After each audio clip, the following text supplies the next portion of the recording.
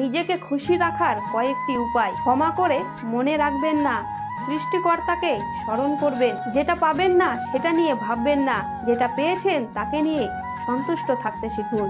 হিংসাকে মাটি চাপা দিন আর অতীত নিয়ে ভাববেন না, তাহলে জীবনে খুশি থাকবে। কে কি বলছে, কে কি ভাবছে, সেগুলোতে বেশি কান দেবেন না আর পরের ব্যাপারে নাক গলাবেন না। স্বামীকে বিদেশে পাঠিয়ে নিজে দামি গয়না পরে, পার্স ভর্তি টাকা নিয়ে, দামি শাড়ি পরে পরপুরুষের সাথে সম্পর্ক করে কোনো লাভ নেই। কারণ আপনি এটা করে সারা জীবন সুখে থাকতে পারবেন না। আপনার স্বামী যদি কম রোজগার করে আর নিজের স্বামীকে নিয়ে যদি সেদ্ধ ভাত খান, তাহলেও কিন্তু আপনি সারা জীবন সুখে থাকতে পারবেন। কারণ আপনার স্বামী আপনার দুঃখের সাথী, আপনার সুখের সাথী। আর আপনার স্বামী আপনাকে যত্ন করে রাখছে বলেই আপনি সুন্দর, আর তার জন্য আপনাকে পরপুরুষ পছন্দ করছে। এই জন্য কথাগুলি মাথায় রাখবেন। পরপুরুষ আপনার শরীর দেখে পছন্দ করছে, আপনার এই মনটাকে দেখে না। এই পৃথিবীতে কেউ কারো না, এমনকি নিজের শরীরটাও নিজের না।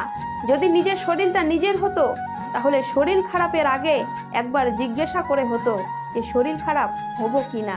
এমনকি চোখ যদি অন্ধ হতো, তাহলে একবার জিজ্ঞেস করে হতো। পা যদি ন্যাংরা হতো, তাহলে একবার জিজ্ঞেস করে হতো। কান যদি কালা হতো, একবার জিজ্ঞেস করে হতো।